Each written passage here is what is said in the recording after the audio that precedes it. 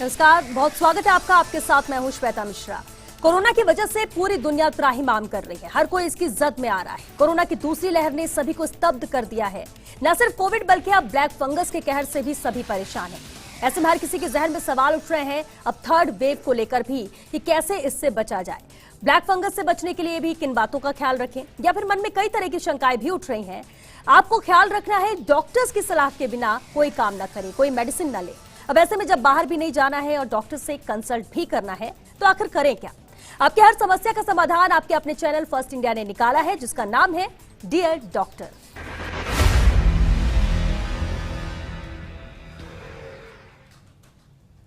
Dear doctor एक ऐसा show जो आपको घर बैठे प्रदेश के मशहूर डॉक्टर से रूबरू करवाएगा। आप अगर कोविड, ब्लैक फंगस से रिलेटेड कोई भी सवाल पूछना चाहते हैं, कोई जानकारी चाहते हैं, तो आपको deardoctorfirst@gmail.com पर अपना कोविड से जुड़ा या पोस्ट कोविड आने वाली परेशानी से जुड़ा सवाल, नाम और जगह लिखकर भेजना है। आपके हर सवाल को हम डॉक्टर से पूछेंगे ताकि आपके मन की हर शंका या सवाल का आपको जवाब मिल सके। तो चलिए शुरू करते हैं आज का सिलसिला। और आज हमारे साथ बेहद खास मेहमान जुड़ चुके हैं। हमारे साथ हैं जेके लोन हॉस्पिटल के पूर्व अधीक्षक डॉक्टर अशोक गुप्ता जी। डॉक्टर अशोक, आपका बहुत स्वागत है। सर, पहले फर्स्ट वेव, फिर सेकेंड वेव के भी हम पीक पे पहुंचते हैं, इसके बाद भी पोस्ट कोविड बहुत से कॉम्प्लिकेशन, और ऐसे में अब थर्ड वेव जो बच्चों के लिए खतरनाक है। सबसे पहले आपसे पोस्ट, सेकेंड वेव और प्री कह सकते हैं थर्ड वेव को लेकर जानकारी चाहेंगे और समझना चाहेंगे कि क्या प्रिवेंशन जरूरी है, क्या प्रिकॉशन जरूरी है और किस तरह से इसे समझें। हाँ श्वेता जी, आपने सही बात बताई, उठाई है आज। एक तो ये कि अब जो सेकेंड वेव है उसका पीक तो निकल चुका है और अब हम डिक्लाइन की तरफ है। तो डिक्लाइन की तरफ होने का मतलब ये नहीं कि हमारे यहाँ पे अब कोविड रिलेटेड प्रॉब्लम्स खत्म हो गई है। हो क्या गया कि जैसे जैसे हम डिक्लाइन पे आए हैं तो अब हमारे पास पोस्ट कोविड कॉम्प्लिकेशंस वाले केसेस ज़्यादा आने लगे हैं। और स्पेशली इस बार क्योंकि अब बात बच्चों की हो रही है, तो मैं ये बताना चाहूँगा कि जब हमारी फर्स्ट वेव आई थी उसमें बच्चों का इन्फेक्शन रेट काफ़ी कम था, करीब 8.5% था, जो ये बढ़ के अब करीब 13-14% हुआ। और ये जो इन्फेक्शन बढ़ा है, इस बढ़े हुए इन्फेक्शन की वजह से अब हमारे पास पोस्ट कोविड कॉम्प्लिकेशंस, खास तौर से मल्टी सिस्टम इन्फ्लेमेटरी सिंड्रोम के केसेस ज़्यादा आने लगे हैं। और ये एक नई समस्या है और नए सिरे से इसका इलाज और बहुत ही ध्यानपूर्वक इसका उपचार करने की ज़रूरत पड़ती है। डॉक्टर अशोक, ये है क्या मल्टी सिस्टम सिंड्रोम जिसका भी आपने जिक्र किया, बच्चों में ज़्यादा देखने को, किस तरह से है, पेरेंट्स इसे कैसे समझें? मल्टी सिस्टम इन्फ्लेमेटरी सिंड्रोम 21 साल से कम आयु के बच्चों में देखने को मिलती है। और इसमें यह माना जाता है कि अगर किसी भी बच्चे को, अगर वो कोरोना से संक्रमित रहा है या किसी ऐसे व्यक्ति के संपर्क में आया है जिसको कोरोना हुआ है, और या इस बच्चे के कोविड एंटीबॉडी जो टेस्ट हम करते हैं वो अगर पॉजिटिव आता है, तो इसमें ये कि ये बच्चे की संभावना मल्टी सिस्टम इन्फ्लेमेटरी सिंड्रोम की बनती है। इसके अलावा क्या, ये तो हो गया टेस्ट जिससे हम पता लगाते हैं कि ये पोस्ट कोविड सिचुएशन है या नहीं है।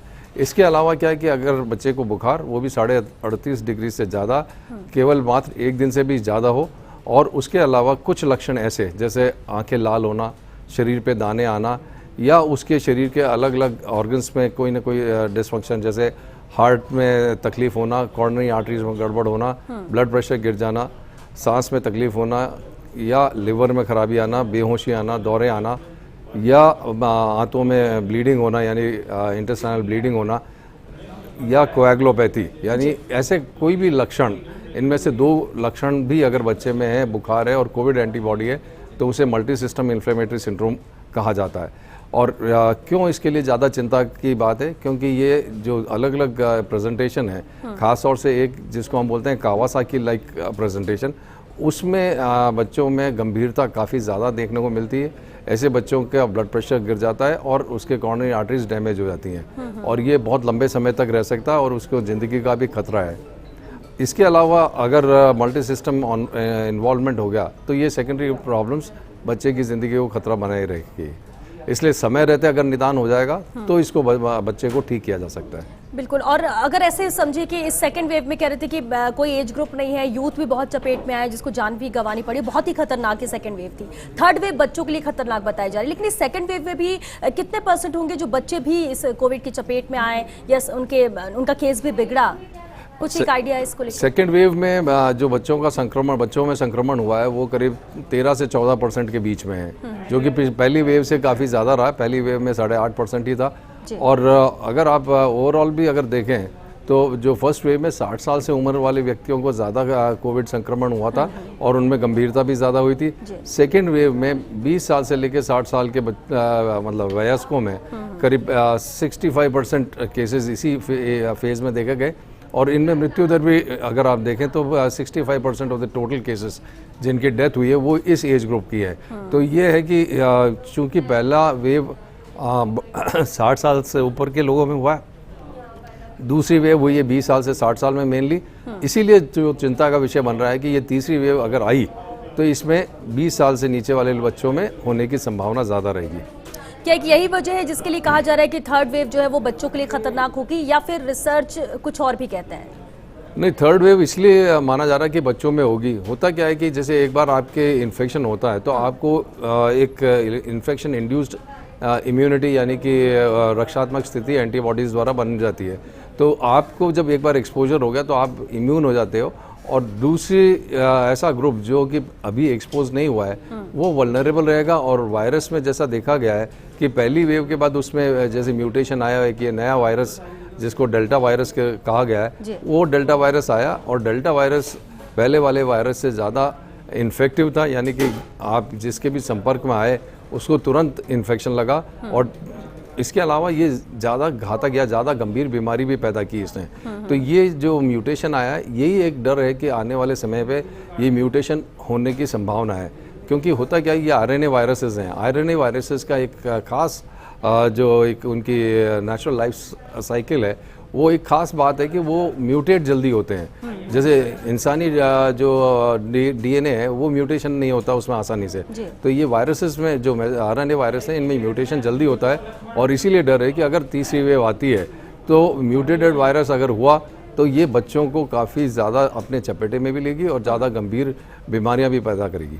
बिल्कुल, इसकी एक वजह ये भी मान सकते हैं कि जब तक थर्ड वेव, क्योंकि ऐसा कहा जा रहा है कि अक्टूबर नवंबर तक ये थर्ड वेव आ सकती है, बच्चों के लिए खतरनाक, क्योंकि तब तक माना ये जा रहा है कि 18+ को वैक्सीनेशन हो चुका होगा, क्योंकि 18 से नीचे के लिए वैक्सीन भी नहीं है, कोई और ऐसी सुविधा भी नहीं है, और उस लिहाज से भी ये चीज़ मान के चला जा रहा है कि गंभीर हो सकता है। लेकिन बच्चों में गंभीर हो सकता है थर्ड वेव को लेकर, पेरेंट्स भी बहुत ज़्यादा सतर्क भी हैं कि कैसे अभी से ख्याल रखा जाए।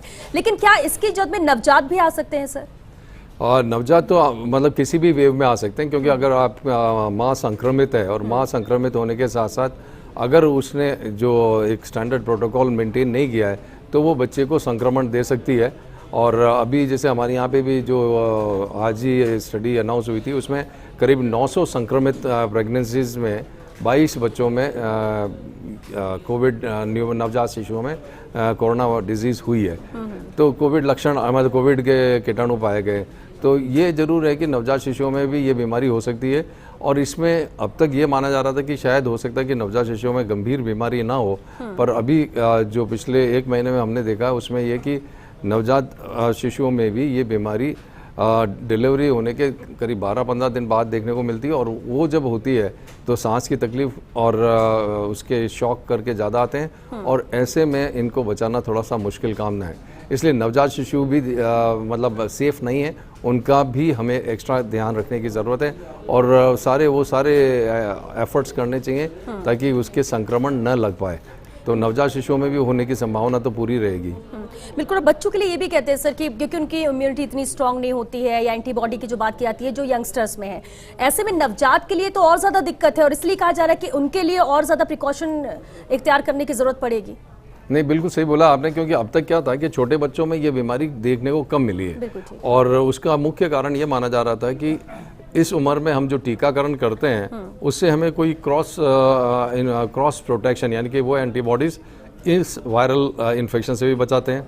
दूसरा, ये जो कोरोना वायरस है इसका संक्रमण ये जब शरीर में एंटर करता है तो इसको ACE2 रिसेप्टर्स चाहिए होते हैं। बच्चों में ACE2 रिसेप्टर्स कम होते हैं, तो इसलिए बच्चों में एक तो इनकी वायरल इन्फेक्शन कम हुआ, दूसरा प्रोटेक्टिव एंटीबॉडीज थी, इसलिए अब तक ये समस्या बच्चों में ज़्यादा गंभीर रूप ले नहीं पा रही है। नवजात शिशुओं में ये ज़रूर है कि संक्रमण, क्योंकि उसको वायरल लोड ज़्यादा मिलने की संभावना है, क्योंकि उसके साइज़ बहुत कम है, वो 3 किलो का तो कुल होता है खुद, और एक अडल्ट से अगर उसको वायरस एक्सपोजर मिलेगा तो हो सकता है कि वो वायरल लोड काफ़ी ज़्यादा हो, और इसीलिए कभी कभी नवजात शिशुओं में गंभीर स्थिति भी देखने को मिल सकती है। और दूसरा, उसके जो टीकाकरण कार्यक्रम अभी शुरू नहीं हुआ है, इसलिए उसको वो जो दूसरा एडवांटेज छोटे बच्चों में है वो नहीं मिल पाता, इसलिए नवजात शिशुओं के लिए एक विशेष देखभाल करने की तो ज़रूरत है। बिल्कुल। और एक और बात है सर, क्योंकि हम डेली ये शो करते हैं, डेली एक एक टॉपिक पर हम बात करते हैं डॉक्टर से, ताकि लोगों के जहन में भी जितने सवाल उसके उन्हें जवाब मिल सके। एक कॉमन सवाल है जो रोजाना आता है, वो ये कि क्या गर्भवती महिलाएं वैक्सीन लगवा सकती है, क्योंकि शुरुआती दौर में ये कहा गया कि अभी कुछ स्टडी उनको लेकर आई नहीं है, इसलिए अभी मना किया जा रहा है। लेकिन क्या मौजूदा स्थिति में या थर्ड वेव को देखते हुए भी वही स्टैंड कर रहे हैं, क्या गर्भवती महिलाएं वैक्सीन नहीं ले सकती हैं अभी? भाई, प्रेगनेंसी में अभी तक जनरली वैक्सीन की सेफ्टी प्रूव नहीं हुई है, और ये इसलिए ज़्यादा इम्पॉर्टेंट है क्योंकि अगर मान लीजिए कोई वैक्सीन का साइड इफ़ेक्ट हो जो कि बच्चे के शरीर की बनावट में गड़बड़ कर दे, डिसमॉर्फोलॉजी कर दे, तो वो ज़िंदगी भर की समस्या होगी। तो अभी ये है कि एहतियात और ध्यान रखने की ज़रूरत है। अगर आप प्रेग्नेंट हैं तो कम से कम भीड़ भाड़ वाली जगह ना जाएँ, आप अपने हाथ को बराबर सैनिटाइज करते रहें, मास्क पहन के रहें, और जैसे ही कोई लक्षण लगे तो तुरंत उपचार कराएं। और ये ही एक तरीका है। टीकाकरण अभी प्रेगनेंसी में नहीं रिकमेंडेड है। ये ज़रूर है कि हाँ, लैक्टेटिंग मदर ज़रूर टीकाकरण करा सकती है, क्योंकि उस पर भी एक प्रश्न चिन्ह था पहले, पर अब उसको ग्रीन सिग्नल दे दिया गया है कि हाँ, अगर आप दूध पिला रही हैं तो आप टीकाकरण करा सकते हैं। बिल्कुल। लेकिन गर्भवती महिलाओं के लिए अभी थोड़ा सा रुकना ही ज़्यादा बेहतर होगा, जब तक कि एकदम एग्जैक्ट क्लियर स्टडी कुछ आती नहीं है इसे लेकर। ठीक है सर, अब क्योंकि रोज़ाना बच्चे भी आते हैं अस्पताल में, आपसे ये भी समझना चाहेंगे कि किस तरह के सिम्टम्स या कैसे साधारण मामले आते हैं कोविड को लेकर बच्चों के, या फिर क्रिटिकल सिचुएशन भी आई होगी, तो उसमें क्या देखने को मिला? आमतौर पे क्या होता है कि जैसे हमारे अस्पताल में जो केसेस आते हैं वो दोनों ही तरीके के आते हैं। एक तो साधारण मामले भी आते हैं और बहुत गंभीर मामले भी आते हैं। साधारण मामले इसलिए आते हैं क्योंकि क्या है, घर में कभी किसी अडल्ट को कोविड हुआ होता है तो उनको ये उनके दिमाग में एक सोच तो रहती है कि पहला बच्चे को बुखार आया है तो ये कोविड तो नहीं है कहीं, तो इसलिए वो पहले दिन दूसरे दिन ही अस्पताल पहुंच जाते हैं। और आमतौर पे उन बच्चों में साधारण स्थिति होती है। ख़ास तौर से ये मिलेंगे हमको या तो बुखार, खांसी, जुकाम, कभी कभी उनके पेट में दर्द, उल्टी, दस्त, मतलब बहुत माइल्ड मैनिफेस्टेशंस करके आते हैं। और दूसरे जो ग्रुप है जिनके परिवारों में कोविड नहीं हुआ है, तो उन्होंने कभी सोचा नहीं कि मेरे बच्चे को कोविड होगा, वो पहले उसको मानते हैं कि ये धूप लग गई होगी या वायरल बुखार हो गया होगा। तो 2-3 दिन 4 दिन निकल जाता है। 5वें दिन वो जब उसके अंदर गंभीरता के लक्षण आते हैं, खास तौर से सांस में तकलीफ होती है या उसको घबराहट होने लगती है, बेहोशी आने लगती है, तब वो अस्पताल लेके आते हैं। तो इसलिए हमारे पास ये दोनों ही कैटेगरी के पेशेंट्स आ रहे हैं। और अच्छी बात यह है कि वो अगर समय पे पहुंच जाए तो दोनों ही कैटेगरी के पेशेंट्स ठीक हो सकते हैं। बिल्कुल। और अभी ऐसे हाल में भी एक मामला आया था, पूरा परिवार है, परिवार में कई सदस्य होते हैं। कई बार होता है कि हमें पता चल जाता है एक के सिम्टम्स में, आपने टेस्ट कराया, आपको पता चला वो पॉजिटिव है, आपने उनको आइसोलेट कर दिया अलग, बाकी परिवार सेफ हो जाता है उससे। लेकिन कई बार ऐसी सिचुएशन आती है कि आपको लक्षण भी है लेकिन किसी को समझ नहीं आ पाता है और पूरा का पूरा परिवार उससे इन्फेक्टेड है, बच्चे भी उसकी जद में आते हैं, लेकिन जब तक मालूम पड़ता है, इलाज कराते हैं, बच्चे को बचाया नहीं जा सका है। ऐसा भी मामला सामने आया। सर, ऐसे में कितना अलर्ट रहने की जरूरत पूरे परिवार को है? क्योंकि अब तक तो ठीक है, सिम्टम्स में आप बहुत गौर करते थे, लेकिन जैसे जैसे अनलॉक हुआ, मामले कम आते हैं, तो एक डर भी लोगों के जहन से खत्म हो जाता है। ये कितना खतरनाक है? ये कि हाँ, आज अनलॉक होने के बाद भी आप ये मान के चलिए कि क्योंकि ये जो सेकेंड वेव आई है, पहली वेव में क्या था कि वायरस इतना ज़्यादा गंभीर बीमारी नहीं पैदा की उसने, तो इसलिए हुआ ये कि सबको ये लगा है कि ये तो केवल एक होक्स था और हम ज़बरदस्ती ज़रूरत से ज़्यादा तैयारी करके बैठे थे। और इसीलिए आपने देखा कि जो दूसरी वेव आई है, उससे पहले ज़्यादातर लोग लापरवाह हो गए थे, अपनी प्रोटेक्शन लेना बंद कर चुके थे, अपनी भीड़ भाड़, शादी और मेले और मतलब काफ़ी चीज़ें करना शुरू हो गए थे, और उनको लगने लगा था कि सरकार जो बात कह रही है उसमें शायद कोई बहुत ज़्यादा दम नहीं है। और इसीलिए हुआ क्या कि ये जैसे ही डेल्टा वायरस आया, एक तो इसकी संक्रमण करने की क्षमता बहुत ज़्यादा थी, साथ ही ये गंभीरता भी बहुत ज़्यादा लेके आया। और इसीलिए नतीजा ये हुआ है, क्योंकि हुआ कि हमारे फर्स्ट वेव में भी करीब 1.5 करोड़ पेशेंट्स थे और सेकंड वेव में भी करीब 1.5 करोड़ पेशेंट है। पर इस बार जो 1.5 करोड़ पेशेंट्स हुए हैं, एक तो वो कम समय में हुए हैं, दूसरी चीज़ इसीलिए कम समय में साथ साथ गंभीर भी हुए हैं। तो इसीलिए हमारी जितना भी इंफ्रास्ट्रक्चर है वो कम पड़ा, क्योंकि एक साथ इतने ज़्यादा पेशेंट्स को हैंडल करने की क्षमता नहीं थी। तो इसीलिए आने वाले टाइम पे हमको बहुत ज़्यादा समझ कर रहना पड़ेगा, और ख़ास तौर से तीसरी वेव जिसकी आने की संभावना है उसको कम करने के लिए, जैसा आपने थोड़ी देर पहले बताया था कि टीकाकरण जितना ज़्यादा बढ़ेगा उतना ही संभावना कम होगी। और इसीलिए सबसे महत्वपूर्ण बात तो ये रहेगी कि आज 18 साल से ऊपर वाले हर व्यक्ति को अगर टीका लग गया तो ये मान के चलिए आने वाली थर्ड वेव बहुत माइल्ड होगी, बहुत कम गंभीरता लाएगी। दूसरी चीज़ ये है, अगर हमने उस टीकाकरण के साथ साथ हमारे जो प्रोटोकॉल है वो उसको मेंटेन कर लिया तो आप देखेंगे कि ये थर्ड वेव नहीं के बराबर ही आएगी। और चौथी चीज़ ये है कि अगर बच्चों के टीकाकरण भी शुरू हो जाए, क्योंकि वो जो ट्रायल्स चल रही हैं, अगर उनके ट्रायल्स के नतीजे आ जाते हैं और वो ट्रायल्स के नतीजे अगर बताते हैं कि ये टीके सेफ हैं, तो हम हो सकता है कि थर्ड वेव को शायद वो आ ही ना पाए। तो इसलिए काफ़ी चीज़ें हैं जो आज हमको, एक तो हम ज़्यादा जागरूक हैं, हमारी आज नॉलेज लेवल ज़्यादा है, इसलिए थर्ड वेव को शायद हम बेहतर हैंडल कर पाएंगे और हम जो दुर्भाग्यपूर्ण स्थिति इस बार देखी वो नहीं देखेंगे। बिल्कुल, और ये बहुत ही सटीक एग्जांपल आपने दिया सर। फर्स्ट वेव और सेकंड वेव में किस तरह से लापरवाही हुई कि ना हम उस हिसाब से तैयार थे और इसलिए संसाधन भी कमी पड़ी और बहुत किस तरह की सिचुएशन हुई, ये पूरे देश ने देखा।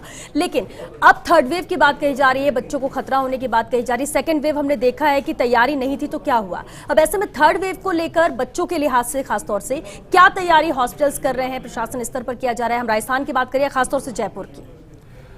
थर्ड वेव के लिए तो अब सरकार पूरी तरह से चिंतित है और लगातार मंत्रणाएं हो रही हैं, तैयारियां हो रही हैं। जैसे जेके लॉन अस्पताल में भी अब नए नए आईसीयू बन रहे हैं, स्पेशली डेडिकेटेड आईसीयूज होंगे और डेडिकेटेड स्पेस बढ़ाई जा रही है। और ये कोशिश की जा रही है कि करीब 250-300 डेडिकेटेड बेड्स कोविड पेशेंट्स के लिए हों। साथ ही RUHS में भी ये लोग डेडिकेटेड बेड्स दे रहे हैं। और इसके अलावा भी एक जो विभिन्न कार्यशालाएँ जो पूरे स्टेट के डॉक्टर्स हैं या पैरामेडिक्स हैं उनके लिए की जा रही है, ताकि उनको शिक्षित किया जा सके कि अगर कोई इमरजेंसी स्थिति है तो उसके लिए कैसे उनको तैयार रहना है और कैसे उसको संभाल करना है। इसके अलावा जो अभी सेकेंड वेव में आपने देखा कि जो सबसे बड़ी परेशानी आई है वो ऑक्सीजन की उपलब्धता की थी। और आज ये बात है कि उस स्थिति की वजह से आज हर अस्पताल में ऑलमोस्ट वॉर फुटिंग पे ऑक्सीजन प्लांट्स लगे हैं। मतलब जेके लॉन अस्पताल में भी अभी 2-3 प्लांट्स की तैयारी हो रही है। तो ये है कि आने वाले टाइम पे हमारी ऑक्सीजन की जो कमी है उसको पूरी कर दी जाएगी। एक कम्युनिकेशन सिस्टम बेहतर विकसित हो जाएगा, रेफरल मैकेनिज्म भी बेहतर हो जाएगा। तो ये है कि थर्ड वेव में जिस तरीके की हम सेकेंड वेव में परेशान हुए वो नहीं होना पड़ेगा, बेहतर उपचार होगा और मोर्टेलिटी काफ़ी ज़्यादा कम होगी। बिल्कुल, और ये गवर्नमेंट के स्तर पर, डॉक्टर्स के स्तर पर तैयारियां की जा रही है, लेकिन दूसरी तरफ आम जन को भी सतर्क और अलर्ट रहने की जरूरत है, खासतौर से लापरवाही ना बरते, जैसा कि अभी आपने भी कहा। लेकिन डॉक्टर, एक अहम बात ये भी है कि देखिए, कहते हैं कि हाँ हमें अलर्ट रहना है, कुछ प्रिकॉशन रखने हैं, बड़े तो कर लेते हैं, इससे पहले देसी इलाज भी लोग करते हैं कि घर में काढ़ा, और ये जब शुरुआत हुआ था तब से कि क्या चीज़ें हमें लेनी है, किस तरह से अपनी इम्यूनिटी को स्ट्रॉन्ग करना है, लेकिन बच्चों के लिए पेरेंट्स को ही करना होता है। अब ऐसे में वो कुछ 2-4 चीज़ें जो आपको लगता है कि पेरेंट्स को आदत बच्चों में डालनी चाहिए या खासतौर से ख्याल अभी से रखना चाहिए? हाँ, बच्चों में एक तो ये कि उनकी इम्यूनिटी हमको बढ़ा के रखनी है, यानी कि उसमें बीमारियों से लड़ने की क्षमता बेहतर रहे, ताकि अगर वायरस आ भी जाए तो उनका शरीर उसको झेल सके या उसको बड़ी बीमारी नहीं बनने दे। और इम्यूनिटी बेहतर करने के लिए 3-4 चीज़ें हैं जो हमको सब कुछ समझने की ज़रूरत है। पहली चीज़ तो बच्चे को नियमित रूप से व्यायाम करेंगे, सब मतलब रेगुलर एक्सरसाइज करना बहुत ज़रूरी है। और रेगुलर एक्सरसाइज वो भी बेहतर तो ये होगा कि कोई भी आउटडोर या ओपन एरिया में एक्सरसाइज करें, उसमें दोनों ही एरोबिक और एनारोबिक एक्सरसाइजेज होंगी। और ज़्यादा नहीं करने की ज़रूरत है, केवल 20 से 25 मिनट अगर आप प्रतिदिन एक्सरसाइज करते हैं तो आपकी बॉडी की इम्यून सिस्टम चार्ज अप रहता है। इसके अलावा उनके खाने में ध्यान रखें कि ट्रांस फैट यानी सैचुरेटेड फैट थोड़ा कम हो, तली हुई चीज़ें कम हो, हरी सब्जियां हों, फलों का फल मिले, और रेगुलर नट्स अगर खा सकते हैं नट्स खाएं। और खाने के अलावा आप उनको ये ज़रूरी है कि बच्चे सही नींद लें, पूरी नींद लेना ज़रूरी है, क्योंकि ये भी देखा गया है कि जब आपका क्योंकि स्कूल बंद है तो बच्चों की जो दिनचर्या है वो निर्धारित नहीं हो पा रही, देर रात तक जगते हैं, सुबह भी देर से उठते हैं। तो ये जो सिस्टम है उसको डिसिप्लिन करने की ज़रूरत है कि आप टाइम पे सोएं, टाइम पे उठें, और जैसे रोज़ स्कूल जाने के हिसाब से आप तैयार होते थे वैसे ही उठ के एक्सरसाइज करें, तैयार हों, ढंग का खाना खाएं, थोड़ी देर उनको अगर ऑनलाइन पढ़ाई करनी है वो पढ़ाई करें, और उसके बाद वो आराम भी करें, और जब सोने जाना हो उससे कम से भी 1-2 घंटा पहले स्क्रीन से दूर हो जाएं। क्योंकि क्या होता है कि ज़्यादा लंबे समय तक जब स्क्रीन के सामने रहते हैं तो मेलेटोनिन आपके ब्रेन में को इन्फ्लुएंस करता है, और वो नींद यानी स्लीप की शुरुआत होने में मुश्किल आती है, स्लीप इंडक्शन में परेशानी होती है, नींद पूरी नहीं होती तो बच्चा सुबह चिड़चिड़ा भी रहता है, उसकी एकाग्रता भी कम होगी और उसकी लर्निंग एबिलिटी भी कम होगी, उसकी इम्यूनिटी भी कम होगी। इसलिए नींद लेना ज़रूरी है, टाइम पर उठना ज़रूरी है, और साथ में एक्सरसाइज और प्रॉपर डाइट। बिल्कुल, और ये है कि इसे आदत में ही डाल लिया जाए अभी से, तो ये एक रूटीन भी बच्चों के लिए बन जाएगा, पेरेंट्स के लिए बन जाएगा, और फिर आपको अलग से कुछ करने की जरूरत नहीं पड़ेगी, क्योंकि यही चीज़ें जो ज़रूरी है, जो डॉक्टर अशोक बता भी रहे हैं। डॉक्टर अशोक, एक अहम बात और है, देखिए अभी क्योंकि मानसून शुरू होगा, संक्रमण होते हैं, खांसी बुखार जैसे सिम्टम्स भी होंगे, बच्चों में अगर ये नजर आता है तो एक पहले ही क्लिक में जो दिमाग में आएगा वो ये कि थर्ड वेव कोरोना, कहीं बच्चे को वो तो नहीं हुआ है। इसके लिए सबसे पहले अगर ऐसे सिम्टम्स दिखें तो क्या कोरोना टेस्ट ही कराना जरूरी है, या उससे पहले आपको लगता है कि कुछ और चीज़ों का ध्यान देना चाहिए? देखिए, आप सही कह रही हैं, क्योंकि अब जो मौसम बदलने वाला है तो पेट की बीमारियां हैं, या खांसी है, जुकाम है, बुखार है, सांस की तकलीफ है, ये सब चीज़ें अब आएंगी।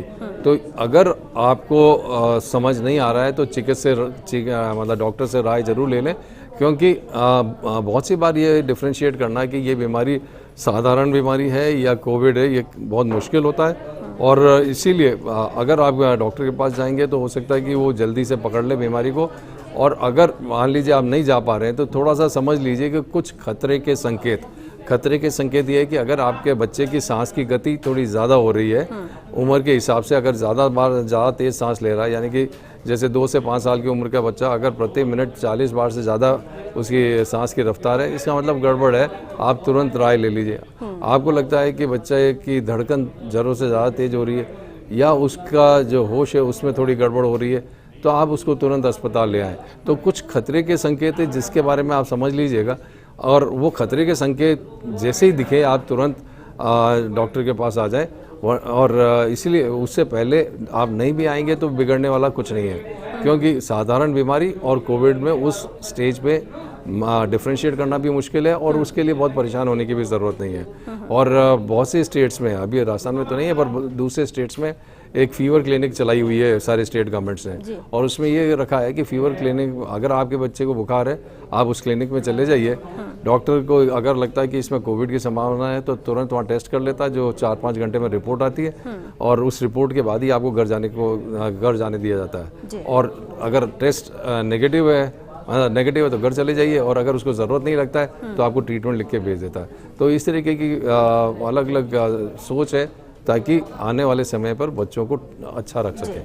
डॉक्टर अशोक गुप्ता, बहुत शुक्रिया सर आपका हमारे शो में आने के लिए। और ये बहुत सारी ऐसी चीज़ें जो पेरेंट्स को जानना, माँ बाप को जानना बेहद ज़रूरी है, क्योंकि बात जब बच्चों की होती है तो डर और ज़्यादा बढ़ जाता है, और उन चीज़ों को आपने क्लियर किया, बहुत शुक्रिया। तो ये बात खास ख्याल रखनी कि थर्ड वेव आ रही है, बच्चों के लिए खतरनाक, इससे डरने की जरूरत नहीं है कि डरें आप या घबराएं। सबसे अहम जरूरी कि बच्चों के लिए अभी से क्या एहतियात बरतना चाहिए, किस तरह से तैयार रहना है, क्या अच्छी आदतें उनमें डालनी है, इस पर फोकस करना पेरेंट्स के लिए आज के वक्त में ज्यादा जरूरी है। चलिए आज के लिए बस इतना ही, हमें दीजिए इजाजत, नमस्कार।